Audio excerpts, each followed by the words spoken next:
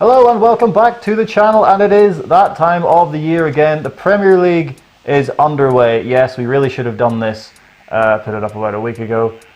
So much like your missus, it's late. So congratulations to you. If you're... What? No, nothing. Yeah, we are here to preview and predict the Premier League season, the upcoming Premier League season. Joining me is your favourite reaction man for World Cup-based tomfoolery. It's Keith. Keith, how are you? Hello. Are you alright? Are you alright? Not too bad. How's yourself? I am absolutely fine. Have you got your cider? You got your cider there? No, it's over there. I'm fine. Because he didn't want to give the illusion of being a horrific alcoholic. Yeah. He can cope for what, 25 minutes? 20 minutes. I'll be good. 20 minutes. What am I talking about? These things never last 20 minutes. I'll be good. Sorry, Spurs won't take long. So, in the interest of the alphabet, we will start, of course, where else but at the Emirates Stadium with Arsenal. Good old Arsenal. Oh, it's going to be. It was a very strange sight seeing someone else in that Arsenal dugout. Somebody else in that dugout was a bit weird. Yes. Unai Emery replaces him, the man who won 3 Europa League titles in a row with Sevilla, although only just won the French title for the first time last season with PSG. Yeah. What do you reckon to Emery? How do you think he's going to change this Arsenal team? Because there's a lot of ex-pros and ex-pundits who apparently know what they're talking about, saying that it'll take time, as it does with anything. But then they're saying, well, if he finishes 6th and 8th and then 10th or whatever, he has to have the time. It doesn't matter. He needs to build a project and he needs to be given time to do it. I think, to be honest, a club like Arsenal, he needs to hit the ground running. Like, they've not won anything for, I think the FA Cup was the last thing they won.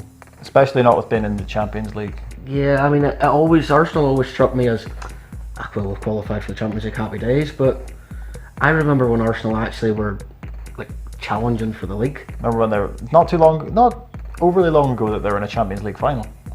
2006. I think his aim will be to at least finish top 4 and win the Europa League. I think that's not unreasonable for Arsenal. For the squad they've got. I mean, they've a squad of players there that you'd look and you could put nearly in any team.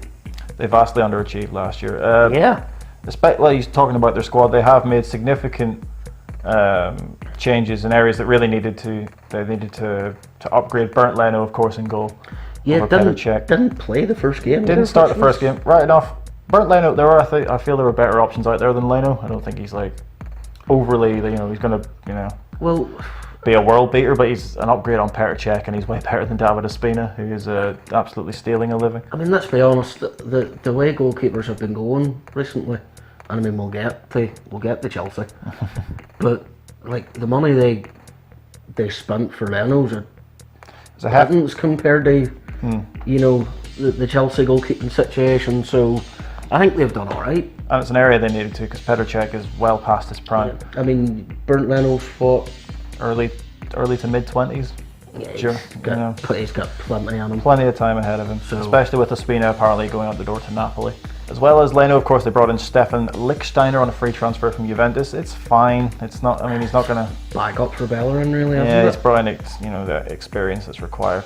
Socrates from Dortmund. Now, this I think is a terrible signing for Unai Emery. You're not convinced about this, are you? No, I would. Maybe if they hadn't spent the amount that they spent on him, they spent upwards of 20 million on him.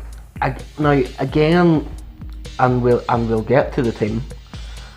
I think Arsenal have actually done all right. I think he's a good defender. I think.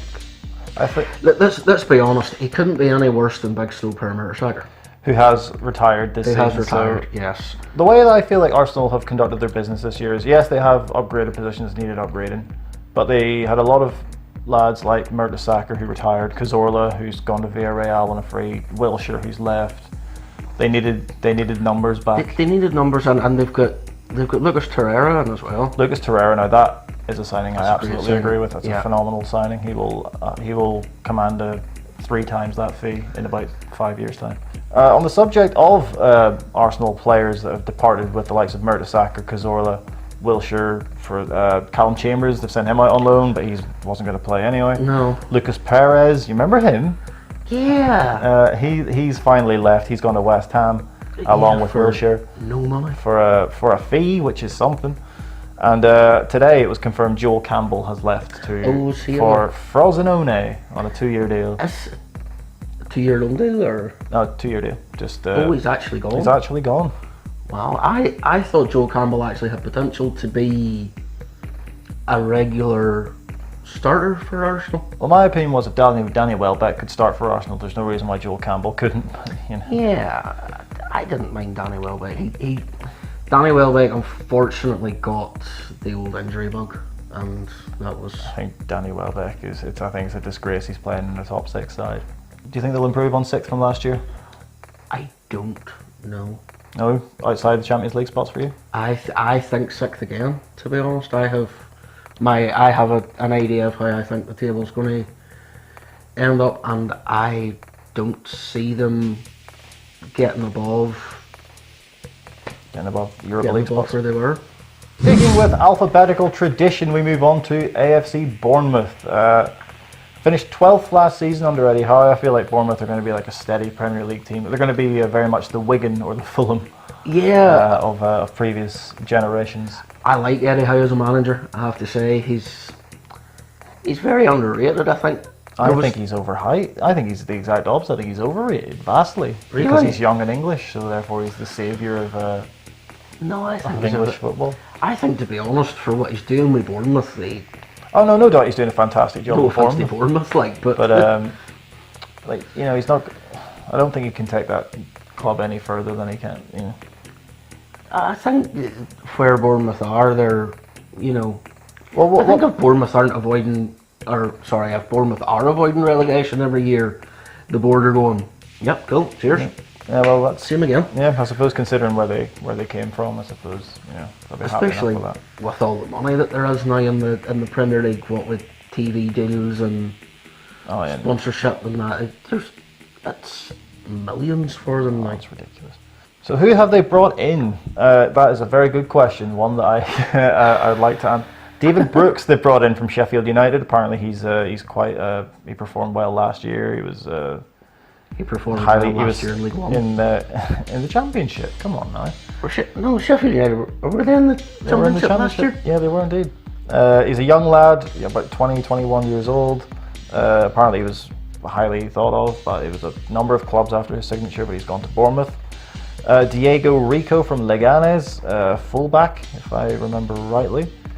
And Jefferson Lerma, their new club record signing for around 26 million pounds, I think. That's you can again, no offence to Bournemouth, but you can tell there's a bit more money going on.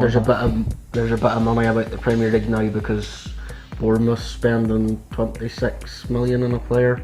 I think their previous record signing was Jordan Ibe from Liverpool. Yeah, and that worked out very well, didn't it? That was 15 million. Off the top of my head. Yeah. But it's anything that Bournemouth can do to improve that side is a good thing, really. Yeah, I mean they've still got a strong base there. Callum Wilson is going to get you goals when he's fit. Yeah. But they've had way more outgoings than incomings in that transfer window. Royce Wiggins, of course, retired because of course he's going to Benik Afobe. Now, that's an extremely odd situation with Benik Afobe. You explained this one to me last week. Yes, they sold Benik Afobe to Wolves because he was there on a loan deal, so they bought him permanently. And then I think 2 days later they sold him to Stoke for a profit. If I think I've got that right, unless it's a loan deal, but I think they still bought him outright. They just chucked him back out the door again. Yeah, as you do. Fair enough. No sense. Max Gradel. He was supposed to be one of the next big things. He was out on loan last year and he's gone to Toulouse on a permanent deal. Adam Federici, I'm sure Bournemouth fans will be delighted to get him out the door considering his FA Cup. Was it in the semi-final of the FA Cup a few seasons ago against Arsenal where he chopped the ball in his own net in the last minute? Oh dear. Yeah. So he's gone to Stoke to sit on their bench. Lewis Graben, who's been passed around more than a joint recently. He's away to Nottingham Forest on a permanent deal, and Harry Arter's gone to Cardiff City on loan. Yeah. I think Arthur, he had an injury and was recovering, and he's gone out. Yeah, Harry's again. He got bit by the Danny Welbeck bug, I think. I think so. But Bournemouth, I think mid-table again is going to be. I don't see. He got 12th there last season. I'd say probably. Well, I had them down at. Or did I put them down at 15th? 15th. I'd say it's going to be in and around that. Yeah. Yeah. I think, as you said earlier, Premier League survival, I think, is going to be there. Yeah, the Premier League. I think they're happy. Moving on to Brighton and Hove Albion. Yes, they came up last season, finished 15th last year. Didn't overly impress, if I'm being honest. As much as I admire Chris Hughton as a manager. Yes. He's a good manager. I mean, admittedly, he's working with a side that were, a championship level side. Yeah. So he did very well to stay in the league. Again, basically like what we said before, you keep a team like that in the league. Well done. Happy days. Yeah. Brighton really have. They went on a big recruitment drive during the summer, but then they've released as many as they've brought in. So but they've replaced it with quality, I would say, in most instances. Big Leo Balogun at centre back. He's come in from Mainz on a free. Florin Andone, of course, he's a striker. They desperately need options up front because Glenn Murray's not going to, Yeah, Glenn Murray's. He's on borrowed time.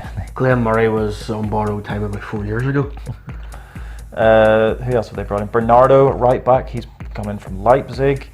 They brought in a couple of backup goalkeepers, and David Button and Jason Steele from the lower leagues. They will play back up to Matt Ryan after they let Tim Krul go. Now, do you want to pronounce their big money signing this year from Alkmaar? Jacan Bash. Very good, Paul Merson.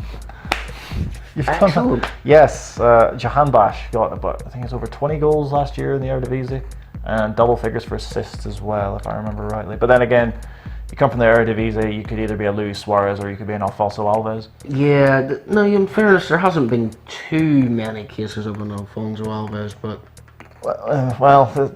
Once you've been tainted with that scent of Alves, you never quite get rid of it, do you? There's been a lot of good strikers who come from there, to be fair. No. Well, I think you'll do a job, at least. Can't do any worse than Glenn Murray, let's be honest. And they brought in Martin Montoya, formerly of Barcelona. Brought him in from Valencia. Brought him in on deadline day to show up that back line. So I think they've brought in some. They've upgraded their the positions they've let go. They've brought in equal or higher quality. For example, Stevie Sidwell. He's finally been released. He's no longer a Premier League player. No longer there, which is quite brilliant. brilliant. He played for Chelsea. I do. Well, I say played for Chelsea. When he stole the Chelsea tracksuit for a couple of years. Jamie Murphy gone to Rangers on this. He was there on loan last season, I believe. Yeah, did very well for Rangers actually. I know we're doing an English Premier League video, but did very well for Rangers last year. Joined by Connor Goldson as well. He's a young lad who, if I remember, I think he's the lad who had, I think it was like heart surgery or something. Something horrible happened to him. Oh. I think, if I remember rightly, I could be thinking of someone else entirely, but yeah. I think it was him. Sam Baldock, he's gone as well. He's away to Reading. Who else? Dan Byrne, he's gone out to Wigan on loan after being brought in to Brighton as part of the loan move, the agreement that they would buy him, loan him back for a season. And Oliver Norwood has gone to Sheffield United. Ollie Norwood's away. I think that's a bit strange from Brighton, to be honest. I don't think he was ever going to play. He was away on loan last year. They brought in higher quality players this year, and he was never really going to get a game. I think Oliver Norwood's good enough to be playing week in, week out for Brighton. Is this the Northern Ireland fan in you coming on? No, this is I have watched the boy play for years and think he's a top quality centre midfielder. So what do you reckon for Brighton this year? More of the same? I actually have Brighton to be relegated this year. That was a spicy take, Mr. Hunter. To be honest, as we said at the start, they didn't do much last year and stayed up. But I think with the quality that's in the Premier League this year, I don't see them staying up. I think relegation dogfight at least. I think they'll be in and around the relegation. I have them. But I don't have them going down. Moving on to Burnley. Europa League Burnley. There's a perfectly normal English sentence. Finished 7th last season. I think we can all agree that they massively overperformed last year. I thought they were brilliant. Really?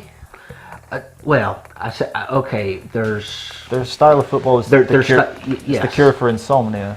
I mean, but like they went out with, right? Well, we'll score a goal and then we'll defend. I mean, if it wins games, I don't like the style of football, but he had his plan. That's true. It worked for them. It got them European football. That is very true, but I think it's one, the rigours of European football, along with their other cup and league commitments. Oh, they'll struggle. With the size of squad they have. No, I don't think they're going to do it. Burnley's one of these places though that it kind of reminds me of what they always used to say about Stoke. It's a tough place to go to. On a cold Thursday night. On a cold Thursday night in the middle of November. Yes. But no, Burnley was always a tough place to go to. I never liked, they are a potential banana skin, I suppose. Yeah. But I feel like the squad. I think there's a bit much to call it a banana skin. It's a bit harsh on them. They're a bit better than that, but I don't think with the squad that they have, I don't think that's harsh at all. I think everyone has. Well, I say everyone. The majority of teams in that league have improved significantly, and yes. Burnley, especially considering that they have a European run to go for. I feel like they really needed to improve, and they're into the last round of, as of recording, they're into the last round of qualifiers for the Europa League. I don't think they're definitely not going to repeat 7th. No, I have them. Where do I have them? I have them at 10th, just nicely mid-table. I think they're going to be significantly down on 10th. I mean, if they do get through in the Europa League, I think they'll put all their attention on that, and that'll take away from their league form.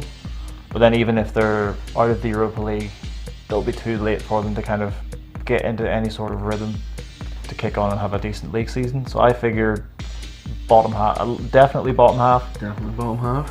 Maybe even around the 15th, 16th mark. I feel for Burnley, especially they have recruited. They brought in Ben Gibson from Middlesbrough. There was hype around him for 2 years for some reason. The ex-chairman's son. Ex-chairman's son. I think you are correct. Yes. Brought him in for around, I think, 14 million. I think 14 million. A good chunk of cash, anyway. Wow. Joe Hart as well brought in for around 3.5 million. I'll be honest with you. I think that's a really good bit of business. I think considering that they currently have no fit goalkeeper. Yeah, Tom Heaton's injured, Nick Pope's injured, and Anders Lindegaard's had to start for them. Anders Lindegaard.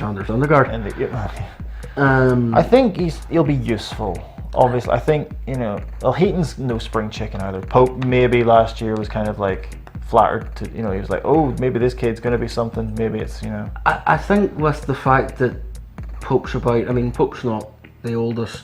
Having somebody with the experience of Joe Hart, who has played World Cups, however many times he's played for England, he's won championships with Man City, he's Champions League experience. That can only do that young boy good. To have somebody like that around him. I agree, and I suppose he's capable. For 3.5 million, it's not much of a risk. And final signing for Burnley of note, Matej Vydra, brought back to the Premier League, who is an absolute monster at Championship level. Yeah. And then the phrase, barn door banjo. Yeah, barn door shovel. Yes, kicks in for him in the Premier League. So you're going for lower mid-table, I'd say. I'm going to say Burnley? Relegation dogfight for Burnley as well. I feel like they're going to be found out this year. I still think they have enough about them. The way they can battle out and scrape results, I still think 10th, and I still think just bang mid-table. Moving on to the first of the promoted sides in Cardiff City, and by God, do they think they're still in the Championship? Because, alright, fair enough, maybe Cardiff City don't have the biggest budget in the world. No. But my God, the money that how? They've changed their shirts back. They have. I suppose that's the one thing everyone remembers them for. The last time they were in the Premiership, was wearing red instead of their customary blue, and everyone was really annoyed about it, and rightfully so. Because the chairman thought it was a good idea. The chairman's a mentalist. Yeah. I don't see this season going at all well for Cardiff, I have to say, even with Neil Warnock at the helm. Well, I'll be honest with you. As we've said for other teams where we reckon they're finishing, I'm just going to come straight out with it. I reckon Warnock's getting sacked midway through the season, and Cardiff are finishing rock bottom. I'd have Cardiff to finish rock bottom as well. I won't say that it'll be a record low points total, but I don't think it'll be far off. No. I genuinely, looking at the teams that are in the Premier League this season and looking at their squad, I struggle to see where they're picking up points. Especially with who they've brought in this year. Josh Murphy, the other Jacob is at Newcastle and has made as much of an impression as, you know. We'll get to them. What doesn't make much of an impression? Jacob Murphy. Jacob Murphy. He's made as much as. They've brought in Greg Cunningham from Preston. He's like from Norwich, from Preston, QPR, Bristol City. These are the sides that they've recruited from. I mean, maybe these are the only sides they could recruit from. But I mean, Alex Smithies they brought in as a goalkeeping option. I just don't see it baffles me. The only thing he's really good for is, you know, saying his name in a Mr. Burns voice. Smithies. Bobby Reed's coming from Bristol City. He's apparently good last year. But again, no offence to them, I'm sure people support them. It's Bristol City. You're playing in the Premiership. Yeah. You need, especially with your first season back. I mean, don't do what QPR did when they came up. Just buy anyone who's kind of got a name value to them. I understand that, but you need some Premier League quality to kind of. I mean, Victor Camarasa, he's coming from Real Betis. He's the only real bit of quality they've brought in this year. Well, I think Harry Arter's all right. Arter's fine. Okay, I can't say anything bad about how I do like Harry Arter. I don't want to. It feels like I'm kind of ragging on the Championship a bit, but there's a huge step up. Yeah, the Championship's a good. Like I love the Championship. It's a great league, but there is a huge jump. Oh yeah. Sorry, Cardiff, you are. Yep, you're finishing. Plus, you know the reason why you're going down? Because you let my boy Omar Bogle go out on loan. Can't believe you've done that. That's ridiculous. I love Omar Bogle. That's a wonderful name. It's genuinely fantastic. That's what drew me to him. And then I was like, oh, he's actually quite decent. He's actually quite decent. Yeah, Cardiff are up a certain creek without a certain implement. So yeah, there we go. In summation, Cardiff City, you're finishing last. You're finishing rock bottom. I'm sorry. I'm so sorry. We move to London now, not literally, metaphorically, with Chelsea. Good old Chelsea. Finished 5th last season under Antonio Conte, who I feel was treated absolutely appallingly. Yeah. Although whenever you send, you know, texts to your top striker saying that he's, you know, out the club and that I don't like you. Yeah, Chelsea's... Maybe you make a rod for your own back in that instance. Chelsea's been a weird one for a number of years now. Everything seems to go well with their managers for couple of months and then just falls off. There's a fallout happens. Yeah, there's a lot of ego. Always has been, and there always will be egos in that Chelsea side. Yeah. Speaking of egos, Maurizio Sarri is coming. He's not really an ego. He's just a big personality to have, and I think if you watched any of Napoli last season and the style of football they play, if you can get Chelsea playing like that, it's going to be fantastic to watch. It's going to be so good. Yeah, and the fact that he spent his first game on the touchline chewing a cigarette butt because he's a smoker and he's not allowed to smoke in the stadiums. Yeah, it's brilliant. We'll work around that. Just get some chewing tobacco. Why not? I'm gonna say, could he not get a vape? Could get a vape, but then that's kind of admitting defeat, isn't it? Right. Mm-hmm. I understand that Courtois wanted to leave. Yes. But for the money that they spent, could they not have got a better keeper in than what they got to replace him? He's fine. He's a perfectly serviceable goalkeeper, but Real Madrid don't need him. They have a far better keeper in Keylor Navas. They bought him, I have no idea. They played Keylor Navas midweek there in the Super Cup. Admittedly, that's kind of, you know, making my point seem quite redundant because they got beat 4-2. Because they conceded 4 goals, but like there was a couple of them were absolute bangers. To be fair, is an absolute phenomenal strike. It's an unnecessary signing for Real Madrid, I feel, especially since they brought in Andre Lunin, who's kind of, you know, seen as one of the top goalkeeping prospects in Europe. So they didn't really need to bring in Courtois. And on a side note as well, he used to play for Atletico Madrid. The first thing he did when he was presented in the Bernabeu as a Real Madrid player was kiss the Real Madrid badge. That's going to annoy. That's going to annoy a lot of people. Yes. So you mentioned Courtois and who they've brought in to replace him. Kepa, if you want to say his surname. No, I'm calling him Kepa. Arrizabalaga, which is what he said. Which is fantastic. They actually put it on the back of his jersey. I thought they'd just go with Kepa, but no. It's brilliant though. He's called Kepa and he's a keeper. You can't go wrong with that. Yeah, but in fairness though, they still charge by the letter for names in the back of the shirt, don't they? So they may as well put the big long one on it and get half the transfer fee back. Young, untested, really keeper. I mean, he's been regarded, if you play Football Manager, I guess, he's been regarded as one of the top goalkeeping prospects. I'd say he'll be, by the way. I'd say he'll. Oh yeah, absolutely, too much. I'd say he'll be fine. He'll be great. He's better than the other options they have currently. I mean, they brought in Rob Green on a free. Rob Green. I didn't know he was still playing football. Yeah, he was at Huddersfield last year. He was their backup keeper. You see, the good thing about that Courtois deal was that they got Mateo Kovacic on loan for a season as well, which is fantastic. Him, Jorginho, and Kante as a midfield three. Yeah. What you'd give for that. Well, admittedly, Ross Barkley did start, which is kind of baffling to me. They just remembered he was there and felt sorry for him, I think. Mentioning Jorginho, they brought him in for 50 million. He completed the most passes in the entirety of Europe last season. Not bad. Not bad at all. He's going to be that midfield general. I think he's happy to sit, which means Kante can roam, and it's going to let Kovacic roam as well, give them that sort of freedom. Or Barkley, because they're a lot more attacking minded. And he will just sit and kind of in a sort of quarterback role. On a side note, pinging passes for Jorginho, his penalty on the opening day. Cheeky bastard. Yeah. Oh, I loved it. It was great though, to be fair. So of course, with Chelsea, you get your multitude of outgoings with your youngsters. Couldn't possibly list them all. We'll be here all bloody day, and this video, I assume, is going to be long enough.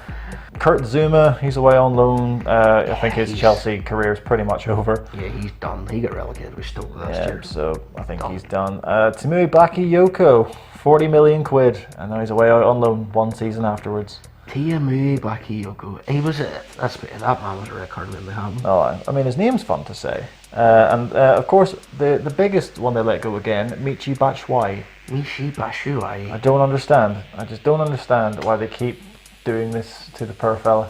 Don't get it. I mean, I don't know who Michy Batshuayi whose wife he has interfered with, or whose bag he has shit in. Right, well, right, now, number one, he's not John Terry, and number two, he's not Randy Orton. Allegedly. I love that. Allegedly. I love that word, allegedly. But yeah, I think 5th again for Chelsea this year. Yeah, I've got them. Yeah. I've got them banging 5th again. I'd say no higher than 5th anyway. We stay in London, which is how it should be pronounced because that's how it's spelt, with Crystal Palace and Roy Hodgson. Who I think looks like an old woman. And I think looks like an oil. Let us know in the poll up above. What does he look more like? That's mean. We shouldn't do that, really. But he did. But we should. It's fun. I mean, yeah, because we absolutely are the pinnacle of human development in the facial region. Bang average season for Palace last year after a appalling start under Frank de Boer. Didn't win a game or score a goal for 8 games at the start of last year. I mean, you say bang average season. I think after the start they had, they done well. I think actually, to be fair, I've undersold that a bit, and they've done absolutely phenomenally. What they done was, wow. I mean, de Boer came in with all the fanfare and was like, I am going to change how Crystal Palace play football, and it was like, well, that worked. you did well. It's like, well, you definitely did change how they played football. When you don't score a goal for 8 games, I mean that's laughable. I mean, that's an embarrassment. So goals last season were the thing, and they have recruited in that regard with Jordan Ayew on loan from Swansea. I say recruited in that regard. I don't think that's much of an improvement, truth be told. But although they have brought in possibly, well, we'll get on to that in a second. We'll run through the rest. Cheku Koyate is coming from West Ham, which is fine. A combative midfielder. He'll run for days and days and days. Vicente Guaita from Getafe, who I think they'd signed on a pre-contract. He's about 31 now, so it's him or Wayne Hennessy. Although Hennessy did, to be fair, play well in the first game of game of the season. But he's Wayne Hennessy, so you know. Welsh number 1. Now this one, I think, has stunned everyone. Max Meyer from Schalke on a free. Do you want to explain that to me there? No, I don't. I mean, because I've got for the simple reason that I can't. I don't. I mean, they must be paying him. Oh, because that was the reason I think he kept turning his contract down at Schalke. He felt that they weren't offering him enough money. So how Palace are able to pay? I mean, they're getting him on a free, so there's no fee, which will save you money there. But it must be over 100k. Oh, it has to be at least for somebody of that talent. I mean, like yes, he is talented, but he's proven to be quite volatile and maybe a bit of a dick. Yeah, but then if you have some of the best footballers over the years have been a little bit, but then volatile, and he's undoubtedly talented, and he's very versatile, can play anywhere in the centre of the park. But I have to feel like if he's getting over 100k a week, Benteke will, if he's not on it already, will be asking for that. Well, I mean, Zaha's just signed a new contract, so he has to be getting at least as much as Meyer, if not more. I think them tying down Zaha to a new contract is another. It's like a new signing. It's a great piece of business for them. Stick a nice big release fee in there. Not really much to note on the outgoings at Palace. I mean, Lee Chung Yong's gone. Yohan Kabai's gone. He's gone to Qatar, I think, for footballing reasons. Yes. Footballing reasons, he wants to give himself a new challenge. To be fair, I would do exactly the same. 11th for Palace last year with pretty much the same squad. What do you reckon? I have them for 14th. So I think that's fair. Again, I think that's fair. Nicely mid-table, staying in the Premier League. I mean, if they were able to finish 11th after the last season start, maybe they could push into the top half. But I don't know. I don't think so. No, I think around that sort of 11th, 12th. The hand thing means the taxes. The hand thing does mean the taxes. I think that'll Palace solid mid-table. Yeah, solid mid-table. I'd be happy to agree with that. We head off to Merseyside. Are you happy that we're going to Merseyside? We're going to the blue half. We're going to the blue half, so yeah, it's okay. The blue half of Merseyside with Everton. New manager Marco Silva has finally made his way to Everton. See, now this year with Everton's business is very similar to last year, where they've splashed a lot of cash, they've brought a lot of players in, but they've actually brought in quality this year, and they've brought in several different positions I this was year. going to say they've actually brought in people who play in different positions, Which not is nice. people that play in exactly the same position. Yes, but they have still spent a lot of money yes. Primarily on Richarlison from Watford. Silva brought him with him from Watford to Everton for I think 40 million, possibly rising to 50. Yeah, going up to 50, which is a lot. So I mean, I don't doubt he's going to be a very good player. But I think that's just the amount you have to pay. If you're having to pay that amount in this market for players who are going to be very good and not going to be elite, it kind of says more about the market than it really does about any. That's a kind of barometer on anyone's sort of individual talent. Did Watford not buy him for around 12? I think around 12 and a half a year ago, and sell him for 40, going on 50, and he hadn't scored a goal since November. 5 goals last year. Yeah, all before November. He's joined at Everton this year by Luca Digne from Barcelona, who they never really fancied, I don't think. No, which I think they always had that Jordi Alba or whoever. Struggling to think of another Barcelona left back off the top of my head. I think replacement for Leighton Baines. Yes, I think that's a long-term solution to Leighton Baines. I think he'll do well. I always liked him. One that did interest me though is Bernard on a free. From Shakhtar Donetsk. Yes. Who's being courted by the likes of Atletico Madrid, and he's gone to Everton apparently because of Marco Silva. Which kind of makes me wonder, he was on a free, Mike Ashley. You love free transfers, could you not have at least, put in a cheeky offer? Yerry Mina as well brought in. Now this lad was being pulled more than a chap visiting a lady of the night. Yes. I was wondering where you were going with that analogy. Kind of had to hurriedly come up with one. It wasn't great. Oh, like over halfway It wasn't through, didn't great. Well, maybe that could also go for that. Anyway, Moving on. he was touted to go to Manchester United. Then he was going everywhere. He was going everywhere and has ended up at Everton. Ended up at Everton for 30-odd million. They also brought in Andre Gomez on a loan deal. I think that's brilliant. Andre Gomez, yes, in a Barcelona shirt, is awful. There's no doubt about that at all. But there's talent there. I mean, that's what attracted Barcelona to him in the first place. I wouldn't say he's awful in a Barcelona shirt. Oh, he was very bad. I think it's easy to look mediocre in a Barcelona shirt at times, considering the talent of players they've got in that team. Like, anyone would look mediocre playing beside Messi and Suarez and Iniesta and Xavi and... I don't know, but you have to, step up. You have to then, it's up to you to step up to that level. So, yeah, Everton have very much done kind of like the Brighton model, where they've released a lot of players, but they've brought in equal or similar or better quality in those positions. Like, for example, Joel Robles, he's finally gone. He's gone to Real Betis, he is useless. Like, he's awful. Old Bobby Brown shoes used to bring him with him everywhere. Roberto Martinez, he's gone. Funes Mori, he's also gone. Thankfully he is not getting a wage anymore. No. Wayne Rooney, of course, to DC United. That's the thing. After a year. That's disappointing. I think he was maybe a wee bit disillusioned with the fact that they just kept bringing in so many players that play in the same position. Speaking of playing in the same position and disillusioned after a year, Davy Klaassen. Oh, he's away. Klaassen. He's away to Werder Bremen. Ashley Williams has gone to Stoke on loan for the season. Kevin Morales is away to Fiorentina on loan. 8th last season. Maybe pushing for 6th, 7th. I think they'll improve. They won't finish any lower than 8th, I don't think. I have 7th. 7th, I think that's fair. So, Keith, we're back on the megabus on our way back to London. As Fulham, our second promoted side into this season's Premier League. My God, they've been busy.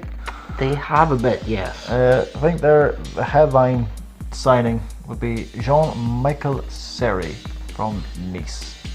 Yeah, every bugger and their granny was after this fella. There's another one, yeah. Everyone wanted him, and he's gone to Fulham because of reasons. Also from Nice, they brought in Maxime Lemarchand, centre back, big fella. Letting him do the pronunciations. Yes, because I'm one of those. Fabry from Besiktas. They needed a goalkeeper, and they got one.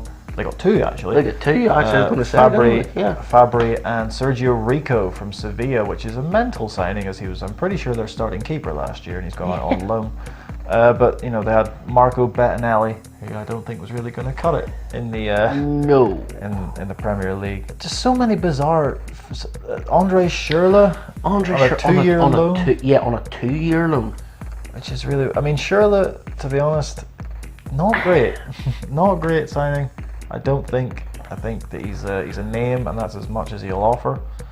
Again, like I said earlier with Burnley, with them bringing in Joe Hart, I kind of look at it like that with Schürrle coming in. There's a lot of young talent in that Fulham squad, and Schürrle's been around, been there, done that, and I suppose can give some of those youngsters a bit of a helping hand, and I suppose as well they need bodies.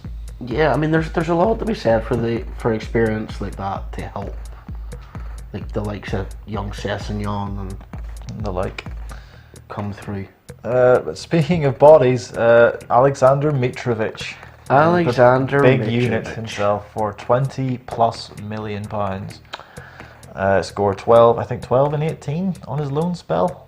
It's not a bad conversion rate. Absolutely banged them in, but I still feel that Mitrovic is a liability to any side he plays for. I feel like, he'll show passion, but he's all elbows and two-footed tackles. They brought in Alfie Mawson from Swansea, which is fine, I guess. Fair enough. He's been talked about for a while as being... He kind of having potential, but... got a few goals last year from set pieces, Mawson. So he's pretty decent in the air, I guess. Callum Chambers on loan from Arsenal. Sergio Rico, as we mentioned. It's Joe Bryan. It's not Joe Ryan. I've misspelled that. Joe Bryan from Bristol City. Apparently, he's an option of left back. Luciano Vieto from Atletico Madrid. That's ridiculous. They've managed. It's more so the caliber of players that Fulham are able to attract. Yeah. I mean, their owner is. They've kind of been going from one end of the scale to the other in the transfer market. Yeah, I mean, their owner is ridiculously wealthy, so that might have something to do with it. He's buying Wembley, is he not? I think. Or has he bought Wembley? I think he's trying to. This is the same bloke that owns Fulham, which is mental. Not that many in terms of outgoings for Fulham. Ryan Fredericks, he's gone on a free transfer to West Ham. David Button to Brighton, obviously to sit on their bench, and Marcel Giallo has gone to some team. Estremadura, I think is how you pronounce that. I think they've just been promoted to La Liga 2, so not much of a miss there. Where do you have Fulham? I have Slavica Jokanovic. I have Fulham finishing 17th. Just above the relegation zone. Above relegation, yes. I think that might be about right. I think they've enough about them. What about them to stay up? They will stay up, I reckon. They've enough about them to stay up, but I don't think they've enough to progress much further than that. I do believe that the manager will get sacked at some stage. Ooh, no, that is a very... I think with the owner having the amount of money he does, and the amount of money they've invested, I think if it gets to the stage where it's looking pretty bleak for him, he'll chop the manager and attempt to throw money at it to keep them to stay up. We move on to Huddersfield Town, who finished 16th last season under David Wagner. Had an explosive start last season and then fell off a rather high thing towards the end of the season. Stayed up though. They did stay up, so fair play. And Wagner there was names that I think he was at one point bandied about for the vacant Chelsea position at some point. He was, yeah. But have they improved their squad? Is the main question, and I will tell you, and then give you an opinion, which I'm sure will be valued to you. Ben Hamer is the first name that they brought in, free transfer from Leicester as a backup goalkeeper. Fair enough. Because they let Rob Green go, so need somebody. He actually started the first game of the season, Ben Hamer. He did actually. Ahead yeah, of Jonas Lussel, who they signed on a permanent from Mainz, which raised several eyebrows, I'm sure. Brought in Terence Congolo on a permanent deal. Ramadan Sobhi, who is another one of my boys. They brought him in from Stoke. Juninho Bacuna, no idea. Lussel on a permanent. Eric Durm, now that was an interesting one from Borussia Dortmund, the right back. It's a bit. Well, I suppose he's going to get guaranteed first team football. Guaranteed first team football. I think that's a good bit of business for him. I think it works well for everyone, I think. Yeah. Adama Diakabi from Monaco plays on the left-hand side, quick young winger. And Isaac Mbenza from Montpellier, got him on loan, and I know little to nothing about him, but apparently they were quite desperate to get him, so they must see something in him. Must be something there, yeah. To replace the likes of Tom Ince, who's gone out to Stoke for £10 million, who I think is a championship level player, and that's where he deserves to be, and that's where he will stay for the rest of his career. I think they've done well to get 10 million for him. They've done exceedingly well to get £10 million for him. We mentioned Rob Green's gone, Dean Whitehead's retired. You remember him? Yeah, he played for Sunderland at a stage, didn't he? Isn't that hilarious? Jordan Williams, centre back, gone to Barnsley. Scott Malone's gone to Derby, full back.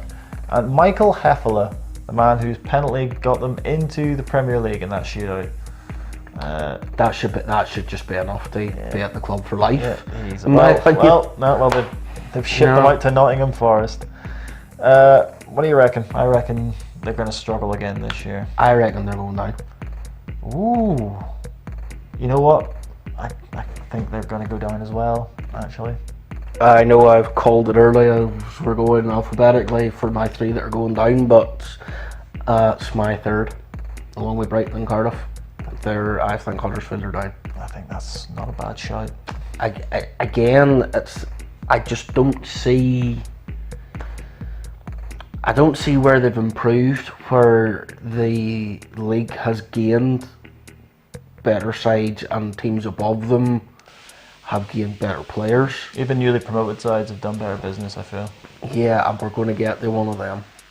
So, yeah, sorry Huddersfield. Sorry Huddersfield, you're down as far as I'm concerned. Prove me wrong. We move on to former Premier League champions. Yes, it still sounds weird. In Leicester City. Finished 9th last season under Claude Puel, who, I don't know what it is about Claude Puel, but he plays, pretty decent football. And then suddenly everyone wants him sacked for no discernible reason. I mean, he got Southampton to a Carling Cup final, which they arguably should have won. I feel like they were done on an offside decision. Got them there, and he got them to 8th in the league. Then they sacked him for reasons. Leicester picked him up, and he guided them to 9th last season. I think that's as good as Leicester are going to get. I think that's the fairy tale is well and truly over for Leicester, and that this is where they're going to start. This is where they are now. They're a mid-table side at very best. I was thinking exactly the same thing myself. I have them down that they're going to be 8th. I think that's about their level, sort of 8th, 9th. 8th, 9th, and around there. It was wonderful when they won the Premier League that season. It was fantastic, yeah. We all love an underdog story. Yeah, apart from Blackburn when they took the title. No, Keith, don't start. They may struggle with no Mahrez. I've made my feelings clear on Riyad Mahrez. I feel like he didn't want to be there, so... No, he didn't. The hand thing means the taxes. Yes. He's away to Man City. He's away for... if they got 60 odd million for him. Yeah. I'd snap your hand off for that if I was Leicester. Like, for a player who doesn't want to be there and who is going to sit on their bench and not play, so they haven't really... Yeah, he's not really going to come back to haunt you. I'm not really sure where exactly he gets on that Man City team. But with that money, they have brought in... So they've done some... Leicester have done, under the radar, done some great business. Ricardo Pereira from Porto, that is a brilliant piece of business. In at right back, they've brought him in. He can run up and down that right hand side, top notch for days. Johnny Evans from West Brom, they got him for about 3 million. 3.5 million. His buyout clause was. I think it's a joke that certain teams, and I know I've said this a lot of times, but I will get to them, who were looking for central defenders didn't take a punt on Johnny Evans. I think that I think he's great. I have the complete opposite opinion. I think that Johnny Evans, whenever he was at Manchester United, everyone looked at him and was like, this guy is a joke. How is he able to play for United? Like, very much of the John O'Shea mould and the Wes Brown mould. I feel like he was in that level. Then he went to a mediocre West Brom side, and he was the best player in and if you're halfway semi-decent in a side that's as bad as West Brom was last year, you're going to look 3 times as good as you actually are. I'm actually taking it more on his performances for Northern Ireland over the last 4 years than West Brom. He has been immense. James Maddison from Norwich for a big money move for a young lad, for a young fella. He's been given the number 10 shirt and he started in the first game. Rashid Ghazal from Monaco, as I think they're kind of replacement for Mahrez, but he's never going to give you Mahrez's goal output. And then 2 defensive signings who apparently again were coveted by European sides. Filip Benkovic from Dinamo Zagreb, he's a Croatian under 21 international, I believe. And Kaglar Soyuncu from Freiburg, who I think Arsenal were after, but he's gone to Leicester. It could be a case of Arsenal may have been after him, but he feels he may get more game time at Leicester. He and Benkovic will replace the outgoing Robert Huth, who was still playing football up until last year, which is nuts. Can't believe that. No. Islam Slimani, he's away out on loan again. My God, what a success he made of himself last year. How many goals did he get for you? None. think he hit the post once. Leonardo Ulloa has finally stopped gurning long enough to get on a plane and leave the club on a permanent. He's gone to Pachuca in Mexico on a permanent deal, so he's finally out of Leicester, so he can stop whinging. And Ahmed Musa has gone as well to Al Nassr for an undisclosed fee, apparently around 16 million. Wow. Yeah, well done Leicester for getting that amount of money for Ahmed Musa. I mean, he scored in the World Cup, and that you can just add an extra 5 or 10 million on your transfer. That's how does a Euro one do that? Leicester, 9th last season. You reckon they're going to finish around 7th, 8th? I have them 8th. Yes. I think that's pretty much Leicester City's level now. That's pretty much where they're going to be. Yeah. For their until they, to such point as they drop out of the league. I think that's pretty much where Leicester are going to stay. Back on Merseyside, this time the red side, to Liverpool, who have, in my opinion, done the best business of the window, without a shadow of a doubt. Really? Liverpool, I think, have won the transfer window. Absolutely. I don't think they have, but we'll get... Of course, Alisson, you have to go straight to, as their... it was, for about a week or so, the world's most expensive goalkeeper of all time. What about? What an upgrade that is on Karius and Mignolet. Well, yeah. Wouldn't have been hard, let's be honest. I mean, if you can keep Ederson out of your national side, it must be pretty damn good.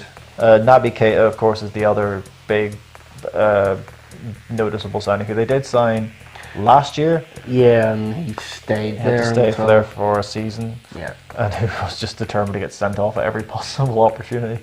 But he is... I don't want to play here anymore. Yes, but I don't think it can be underestimated just what a change, what a difference Naby Keita will make to any side. He's absolutely phenomenal. As even in his debut, he absolutely ran that midfield. Fabinho, also speaking of midfielders, has come in from Monaco. Again, That's a good sign. That's to a- be fair, that's a very- I'll give them that. It's a very good sign. Versatile, can play in the centre in a defensive role, or I think he can play right back as well if required. So versatile there. Xherdan Shaqiri's coming from Stoke for about £13 million. I think if he decides he wants to play football, that's a good bit of business. He's a good backup for Liverpool, I think. He's not going to start ahead of Mane or Firmino or Salah. Or Salah, no. So, he's a good option to come off the bench. Great option to come off the bench. Despite having the weirdest build possibly in all of football, apart from Adebayo and Fenwa. He's an oddly shaped little man. Liverpool as well, kind of guilty of the Chelsea sort of syndrome of letting a lot of youngsters go out on loan. Several have gone to Rangers, but that's understandable with the Steven Gerrard connection. Obi Ajaria, he's gone. Emre Can has gone on a free transfer to Juventus in the worst kept secret of all time. Yeah, that was well done. Yeah, I like Emre Can. I think he's Yeah, there's a lot to be said for him. a lot of positives. Scored that. An absolute worldie. Yeah, that overhead kick. The overhead kick was ridiculous. Danny Ings out to Southampton. Yeah, per Danny Ings. See, no one knows if Danny Ings is actually any good because he's been injured since he became a professional footballer. To be honest with you, if it was me, I would have kept Danny Ings and got rid of Daniel Sturridge. But I would, before pre-season, I would have agreed with you. But Daniel Sturridge has really stepped up in pre-season, looking very sharp. If he can stay fit, there's no reason why he can't. But the thing is that where again he's not going to. Liverpool's front three are. I know Danny Ings isn't going to, but Danny Ings is. I always looked at more of an impact off the bench. I mean, he did get a few starts towards the back end of the season. I think they felt sorry for him. I suppose they had a Champions League final coming up. So. But I think Liverpool's front three is set as Mane, Firmino and Mo Salah. And I don't see... I think Sturridge really needs to be starting games. It's a hell of a problem to have, though, for Jurgen Klopp, though. So, they finished 4th last season. Where do you reckon Liverpool are finishing this year? 4th. 4th again? 4th again. That is interesting. I have Liverpool finishing 2nd. No, I don't have them going up anymore. As good as their recruits have been, I just see them staying 4th. I think they will finish it. I don't think they'll go as far in the Champions League this year. I think they'll improve in their standing in the league. And this has absolutely nothing to do with my allegiance to my team. I just don't see them. This has a bit to do with it, I reckon. It actually doesn't. So we move on to the foregone conclusion of the season. Manchester City won it last year, an absolute canter. What do you reckon this year? They're winning it again, aren't they? Yeah, breaks my little heart to say it. They are absolutely winning it again this year. They're winning it again, yeah, they are. To be honest, they've barely recruited either. They didn't need to. No, they brought Riyad Mahrez in, and that is pretty much... they brought in Claudio Gomez from PSG, Philippe Sandler from Zwolle. God, those and boys are not. Daniel Arzani from their kind of affiliate club, Melbourne City. He's already away back out again, He's isn't he? on a 2-year loan to Celtic, but there's a lot of hype around this young lad, Daniel Arzani. He came on at the World Cup for Australia, so there's a lot. They think very highly of him. There's quite a few Man City players that go up to Celtic. Yeah, Paddy Roberts went there last year. He did quite well. He's gone to Girona for reasons. He's back out on loan again. But yeah, they've let more out. More go out either on. The majority have gone out on loan, but they've let go more than they've brought in. But then again, like you say, they don't really need to. I think whenever you've got Aguero and Gabriel Jesus and De Bruyne and Silva and Sané and other Silva, I mean, and Gundogan. You've got Walker, Danilo, Ederson. It's not fair, is it? No, it's not fair anymore. See, this is how other teams' fans felt about Man United in the 90s.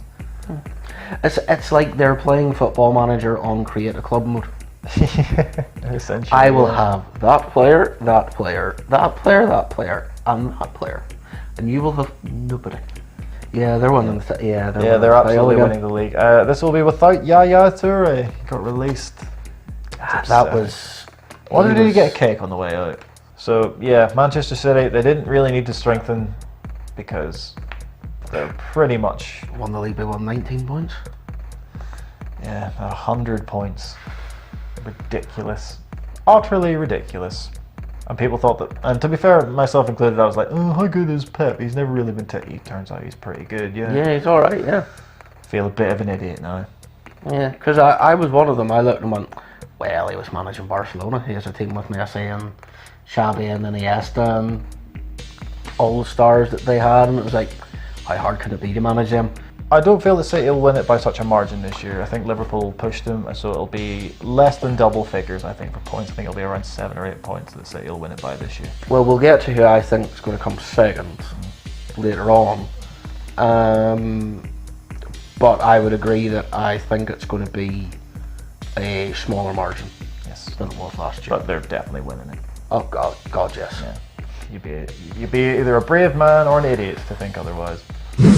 Oh, Keith, who is it that we're moving on to now? Well, it's Manchester United, who finished second last season. Do you want to just take this and I'll just bugger off and make tea or something? Well, I really don't know where to start. Let's start with Jose Mourinho, shall we? Oh, do we have to? I have already made predictions for a couple of clubs now. That their manager's going to get sacked. I personally do not believe Jose Mourinho will be Manchester United manager come Christmas. That is a spicy take, but one which I am inclined to agree with. I don't think he'll see out the season, or at least I think this will be his last season. I am, as a Manchester United fan, I've grown tired of him. He has done his best to ruin every young player we have at the club. I mean, even the first game of the season, Luke Shaw scored his first senior goal, and his comment was, Luke had a complete game even if I don't remember his goal. It's a bit unfair, that, isn't it? Blaming Martial for stuff, blaming Rashford, just coming out and blaming every player. I don't know what they think as well about the transfer policies. Apparently he gave Ed Woodward a list. I want these players. Now, apparently the list was Yerry Mina, Harry Maguire. Godin wasn't on there. We were actually used as fodder to get Godin a new contract. Toby Alderweireld was on the list. How Manchester United didn't get a new centre half? They needed one. Because I very much rate Eric Bailly. Yes, I agree. He proved that against Leicester as well. It was like against Leicester he had a point to prove. All the talk of United need a new centre half. I'll show you. He was immense against Leicester. What do you reckon to the transfer business you have done? Transfer business As we opposed have to done. The business you haven't done. Diego Dallo is one for the future. He's injured. He's injured, right enough, yes. But he is one for the future. He will be a replacement for Valencia. Lee Grant. what can you say about bringing Lee Grant in? That's hilarious. I don't get it. I understand Romero's injured. But Joel Pereira, you sent out on loan. Joel Pereira's a great goalkeeper. And reasons for Lee Grant. But I have to say that bringing in Fred was... It's only been one game, and I've said this to you before. The Leicester game, I thought he was amazing. He has that bit of... bite. Yeah. He's able to pass the ball, his aggression. He actually seems as if he wants to play for the club and play for the shirt. Which, brilliant. Happy days. He didn't take Fred the Reds number, so I can't. I will hold that against him. I'm glad I'm glad we signed somebody I can pronounce. It's great. Fred. That's easy. Because Carrick's gone and Daley Blind, he's gone back to Ajax as well. He never really... He was versatile. He was versatile. He was a good backup. That's really as much as I can say about him. Finished second last year. What do you reckon? Third. I think that's generous. I don't even know if they'll make top four. Oh no, we'll make top four. Well, admittedly, I said they would finish sixth last year, and I made myself look like a right idiot. Yep. But I don't know. I just think that everyone else has improved around them.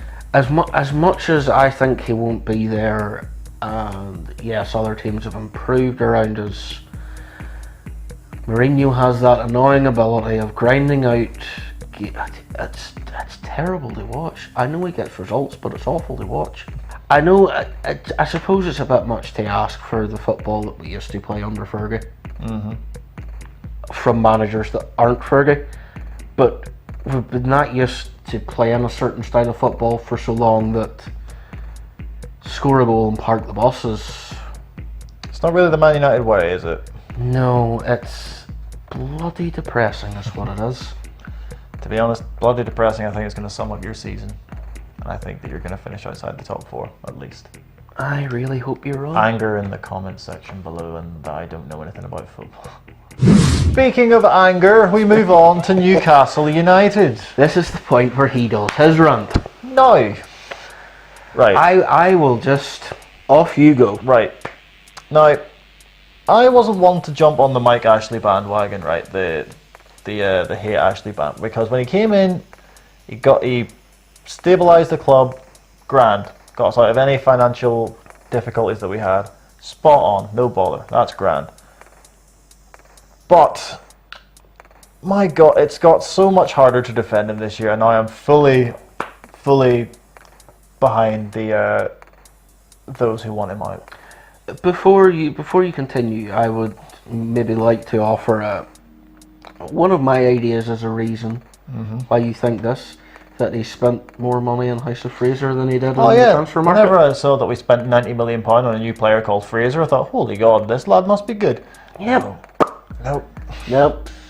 Yeah, we can't break a 13-year-old transfer record for a forward, but we can buy House of Fraser. I mean, right, fair enough. For a very old Michael Owen. Yes. Now, I heard someone say this the other day, and if you're looking at it from an outsider's perspective, right, buying House of Fraser, he's saved a lot of people a lot of jobs, which you can't argue with. That's a good thing.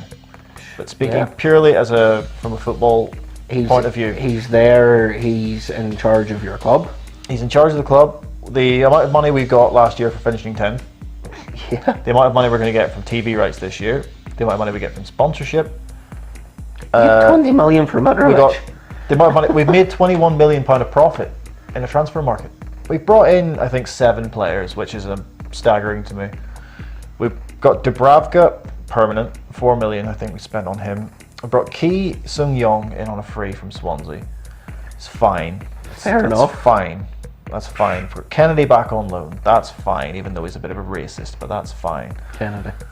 Fabian Schär for about 3 million. I think he was at a relegation release clause like Johnny Evans from Deportivo. Grand. Yoshinori Muto, he was our biggest signing of the summer for 9 million from Mainz. No idea. No idea if he's going to be any good. No, I stopped watching the Bundesliga last year because I was just so bored of it. I don't understand why you felt the need that you wanted Rondon and sacrificed Dwight Gale for him.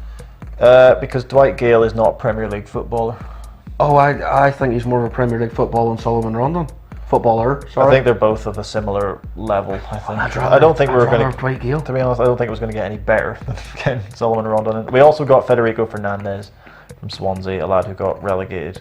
Don't get me wrong, right? There are other clubs that have been run significantly worse. Look at Blackpool and Blackburn, for example, right? They have a lot more to kind of gripe and worry about than we do. But obviously you look after your own, don't you? Yeah, but and look at the potential that's there for Newcastle. One club city, rabid support. Oh mate, And I mean, if a team like Bournemouth can spend upwards of 20 million on a player who's may well be bang average, we can't 16 million pounds. In my opinion, 2005. In my opinion, in the Premier League era, the biggest underachievers. It's depressing. I mean, we finished 10th last year, and I think that's maybe why Ashley was he felt justified in the fact that he didn't give us any money. So it's like, well, he finished 10th with the shoestring budget last year, you can do it again. I did on Rafa, I think Rafa Benitez is a man of his word. I think you'll see out his contract. But I think he'll honour the contract, and then he has every right to leave. Why would he stay? I think we'll struggle. We will absolutely struggle. I think 12th is generous, truth be told. Right, now that those are both out of the way, yes, we'll move on to being subjective again. Well, I say subjective, it's Southampton and Mark Hughes, who I think is an absolute joke. So, I'm not going to be subjective. I think he's an awful manager. I don't know how he's managed to keep a job in the Premier League. I don't see what anyone sees in him. I think he's absolutely stealing a living, and that Southampton fans should be rightfully angry at his appointment, and Southampton board, you should be absolutely ashamed of yourself for showing absolutely bugger all ambition. I actually think Southampton are going to have a better season this year. Finished 17th last year, really struggled. Yeah, well, let's be honest, they couldn't really have much worse. Is that the Pellegrino fella? He sounded like a good one, but he was not. It's the general consensus. Yeah, he wasn't great, was he? Oh, but I genuinely, I think they're going to have a better season this season. I think it'd be impossible for them to have a worse season. I have them down for 11th. So who have Southampton? How are they going to rectify this? They've brought in Stuart Armstrong from the easy for me to say. Stuart Armstrong. Yeah, the easiest name that they brought in is the one I can't pronounce. Yeah. From Celtic. Now you know how I feel. That's a very astute piece of business. I think Stuart Armstrong done all right there. Stuart Armstrong is a very capable signing in the Premier League. They've also brought in Mohamed El Younousi from Basel. El Younousi, a name I can pronounce, which is staggering. Yeah. I'm quite proud of that. I think he's coming to replace the likes of Dusan Tadic I can't believe they've got rid of him. And Sofiane Boufal out in those wide positions. The Boufal he was a bit of a joke. Yeah, he scored an absolute banger, and then that was it. Very similar to Danny Osvaldo. Oh, Danny scored Osvaldo. One banger and done bugger all else. They brought in Angus Gunn from Manchester City. He was on loan at Norwich for about 10 million, I think, on a backup goalkeeper. They already have Alex McCarthy, who I assume is their number one. And Fraser Forster is their number 3 now, I assume. is Fraser Forster still He's still there. fit? There's talks of him going out on loan before the international transfer window shut. Is he still fit? I mean, the last time I knew Fraser Forster was just crocked. Yannick Vestergaard is also in. That's just fun to say. Vestergaard. That's another one. Vestergaard. I can say two names. Trying to cheat at Scrabble. Wow. He's come in to replace. Florian Gardos was never going to play, was he? But he's you need to bring in the positions you let go.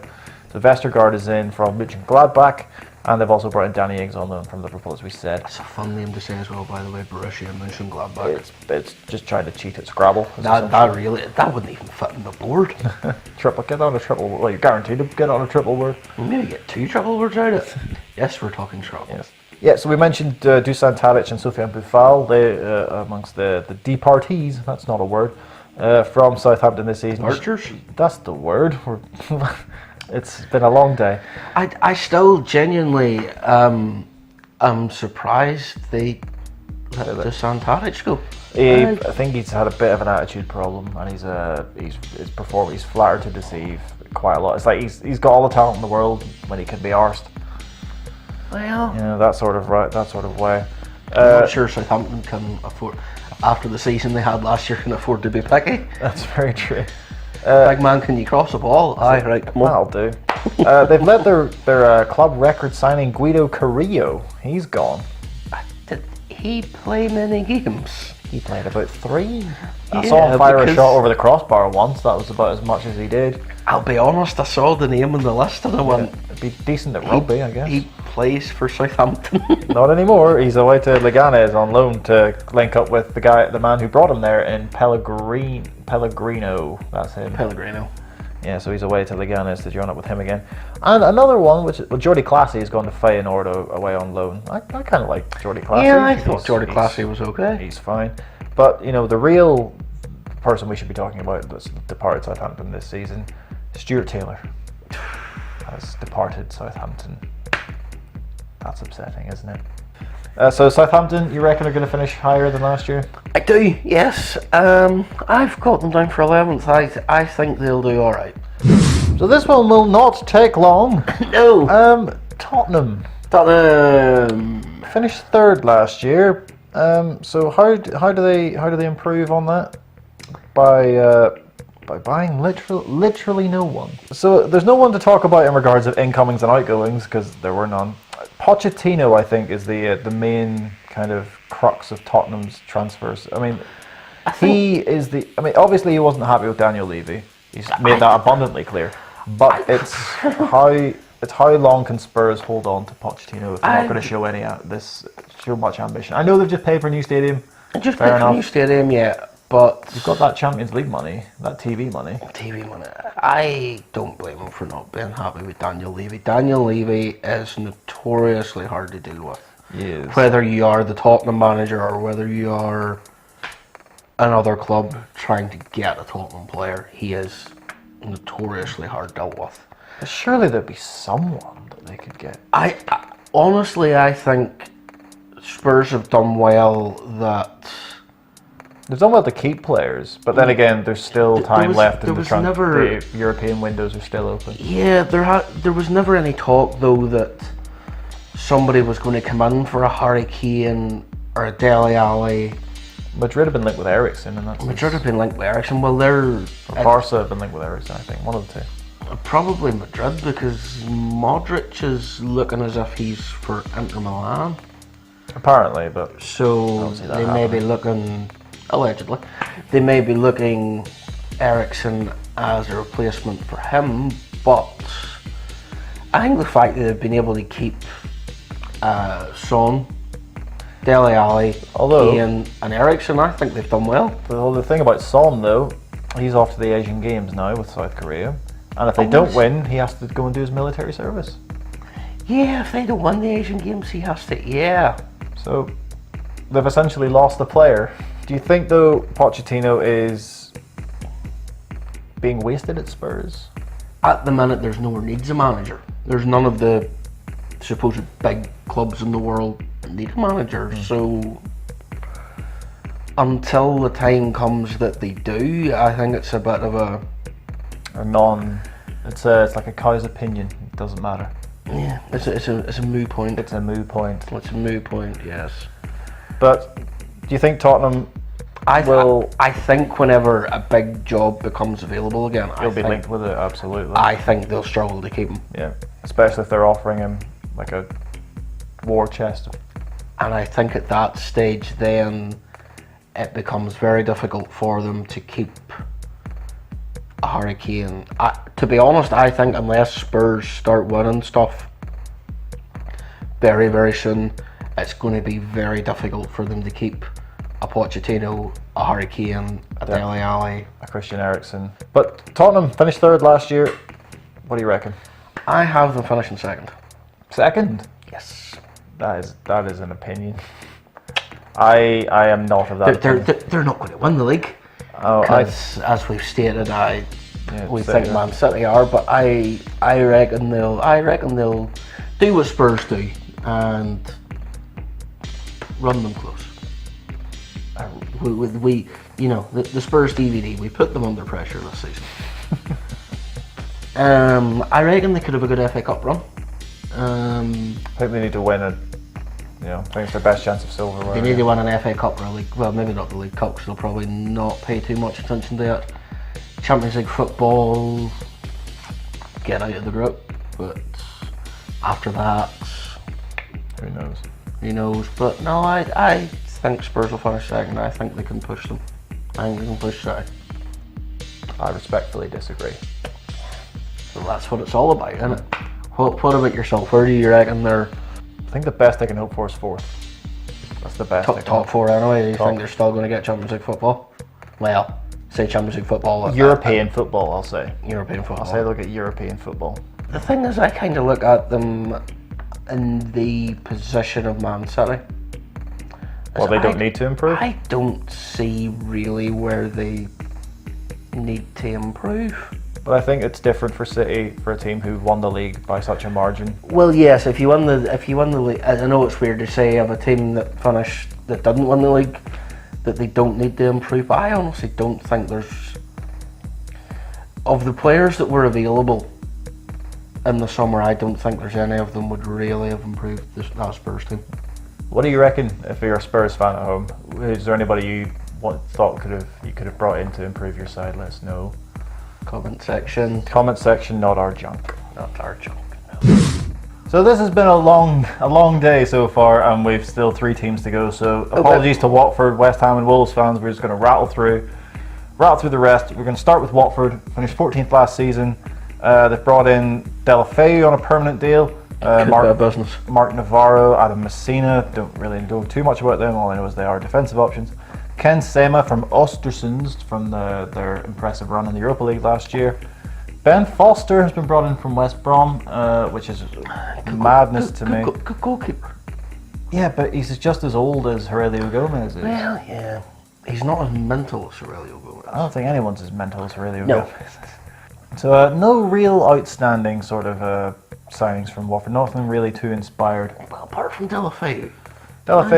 He stars in dribs and drabs, I think, Deulofeu. Yeah, I think. Again, I will use the argument with him that I've used before with others that he was at Barcelona. But to be fair, there's been a lot of duds have passed through Barcelona. Speaking of duds, Costel Pantilimon, your favourite Digimon, he's away to Nottingham Forest on a permanent. And this one hurts me. Mauro Zarate, my boy. Oh, Mauro Zarate. He's away to Boca Juniors on a permanent deal. After he had that horrific head injury, I think. Or was it 2 seasons ago, I think he got a horrific injury. He used to be good. Hey, I love Mauro Zarate, how dare you. We obviously covered Richarlison already. Paul Merson's player of the season for Watford last year, Nordin Amrabat. Wasn't at the club. He's away as well. He was at Leganes. And Jerome Sinclair has gone out on loan. I have seen a lot. Everyone used to say Jerome Sinclair. Oh, this kid's got he's been loaned out. No. Not for you. No. So Watford finished 14th. They will probably, that's how many managers they will go through this season. Javi Gracia is currently in charge. I have Watford down as a team that their manager will not be there by the end of the season, one way or not. Yes, I think so. I think Watford are going to go down. Really? I think looking at the strength of their squad, it's not good enough. I have them staying up. I have them 16th. Staying up. Just. But we're that end of the table anyway. Yeah. Watford are one of them teams. They're always going to be there or thereabouts. Yeah, it's like we said with Leicester earlier. Now that their little fairy tale period's over, it's really their level. I think the same can be said with, not that they've had a fairy tale period, but I think that's kind of Watford's level and around, just avoiding relegation. I think that's fair, but I think, well, you think they're staying up, I think they're going down. Apologies, Watford, but not really. West Ham United. We're nearly finished. They have made moves in this window, over £100 million spent. Yeah. But I arguably would say that their biggest upgrade has been in the dugout with Manuel Pellegrini coming in. Yeah. To replace David Moyes. Mate, listen, they could have put a mop in there instead of David Moyes, and it would have been an upgrade. I think, because West Ham last year they kind of did like what Everton did as well. They just brought in, they stockpiled players and it was more quantity over quality. This season, don't get me wrong, they have also stockpiled players again, but the difference in quality is unparalleled. It's not even a comparison to last year. I mean, they've brought in the likes of Issa Diop from Toulouse, the French under-21 international. Lucas Fabianski's come in to play, perhaps back up to Adrian, I suppose. I would say so, yeah. Jack Wilshere on a free, which maybe, 4 or 5 years ago that would have been a great signing, but maybe now not so much. It's not cost them anything, so... Well, that's true, he's not a risk. Andrei Yarmolenko has come in from Borussia Dortmund. Lucas Perez from Arsenal, we discussed. Carlos Sanchez, previously played in the Premier League with Aston Villa, with massive hair. And then, of course, the diamond in this in West Ham's transfer business, Felipe Anderson from Lazio. Where did they manage that one out of? How has he persuaded that man to go to that football club? That's... How many pound coins are you offering that man? I mean, of the teams that have, like, I said Liverpool won the transfer window. I think West Ham are definitely in the top 4 for transfer business this season. I mean, and they've pretty much kept hold of their main first team members. I mean, James Collins is released, Patrice Evra released. That's a shame. I like the videos. He does love this game, this Patrice Evra. We discussed Checo Kouyaté. Jordan Hugill, I think. He's gone to Middlesbrough on loan. That kind of sums up their transfer business for me last season in a nutshell, Jordan Hugill. Yeah. Spent 12 million quid on him, and he's already away on loan. I think it's... Did he even play? I think he played. He came off the bench maybe 4 or 5 times. Sam Byram away to Nottingham Forest on loan, and Edmilson Fernandez, who I quite like. He's away to Fiorentina on loan. But apart from that, yeah, West Ham have done ridiculously good business this season for once. Last year I was slating them a lot because, well, as was everyone, because their business was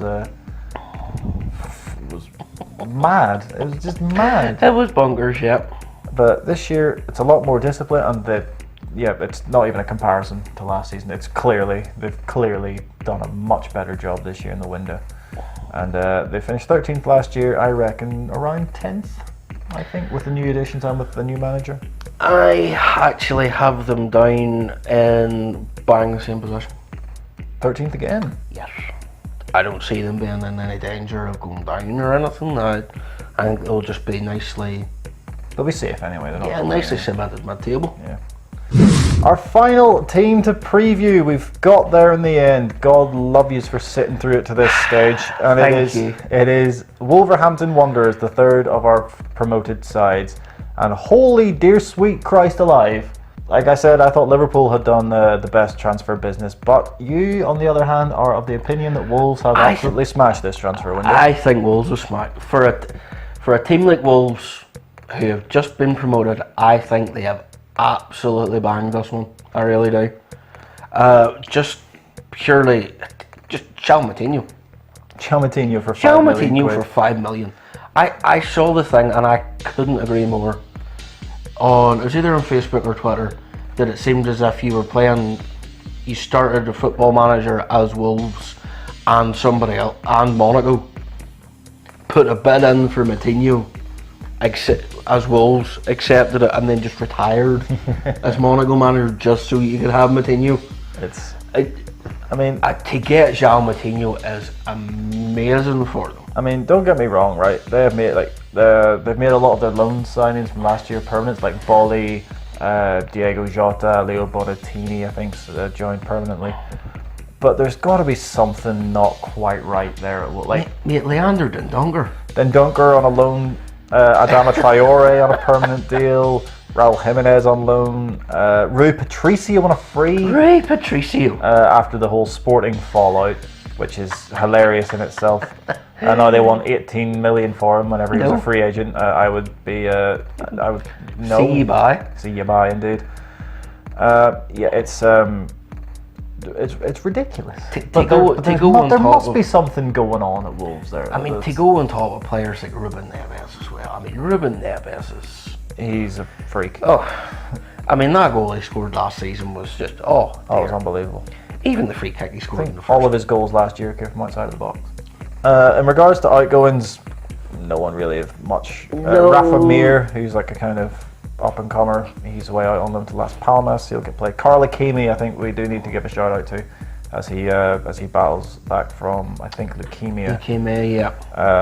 Wish him all the best. I think he's officially retired now too. He retired. Yeah. To focus on his recovery, which is, and we wish him all the very best. Oh yeah, 100%. Although I do kind of wish that Patricio took the number 1 jersey, because they've given him number 11, and that sticks in my craw ever so slightly. Yes, all the best to Carl Akimi. Yeah, what do you reckon? Well, I will finish in 9th. I reckon. Good grief. I reckon top half. I think the business they've done, honestly, I think they can get top half. I don't think they'll get top half. I think they'll finish in around 11th. That sort of area, 11th, 12th. You're not too far out. We're not too far apart. Not too far away, but definitely Wolves, unbelievable in business. Oh yeah, I just. Football's stupid. Yeah, football's stupid. I can't really get over that, to be honest, what they've done. Chouamoutinho only. Let's just watch netball or something that makes sense. So there you go. That is all 20 Premier League teams previewed in various amounts of depth. We should have just released this as a podcast. Really, it would have made a lot more sense. Yeah. So I don't know. Stick it on when you're doing the Hoover. Well, I suppose if you watched this bit anyway, you've watched all of it anyway. God love you. You deserve something. But just before we go, Keith, we'll just rattle through the usual. Who's going to win? Manchester City, I think. Man City all day long. Our top fours, I think, vary. Top 4, I have City, Spurs, United, and Liverpool. In that order? Yes. See, I will have City winning it, obviously. Liverpool 2nd, Arsenal 3rd, and Chelsea 4th. Wow. I think United and Tottenham. You think United and Spurs are both going to miss Champions League? Both going to miss Champions League, I think. Wow. That's a bold statement. Well, you can look back on this at the end of the season. There will be a... Yeah, to see how much of it. I mean, look how many I got right last year. I'm clearly brilliant at this. Yep, I think pretty much agree with you, except I would swap out Brighton for Watford. Golden Boot, who's your take for the Golden Boot this year? Harry Kane. I think, Harry Kane, I think, is everyone's pick for the Golden Boot. I think, to be honest, Mo Salah had a phenomenal season last year. I don't think he'll do quite as well this year, goals-wise. I think Harry Kane is just nailed on for it. Nailed on. This season's breakout star, who do you reckon? Ryan Sessegnon. Ryan Sessegnon for you. I reckon Ruben Neves is going to... Well, yeah. Yeah. I think that's going to be the... Obviously, there's going to be Felipe Anderson's going to obviously tear it up. But I think Neves is going to be the one. I'll give you Neves, 100%. So that is it. See, we're done. We are done. Eventually. Thank you so much for sticking around. Thank you, yeah. Let us know in the comment section below your predictions, who do you think, well, obviously you think that we're wrong because we probably are. Yep. Let us know how you think this season's going to go, who's going to light it up this season, who's going to underperform, underachieve. who's going to get sacked, who's going to win, young play, all of your thoughts and opinions. Let us know in the comment section below. And while you're there, hit that subscribe button, hit the bell icon to be notified of when we make new videos. And if you could hit like, that'd be great. So thank you so much again for watching. Well done for making it to this stage. Well done you. Well done you. So until next time, we will see you in the next one. Don't know what all this is. Goodbye.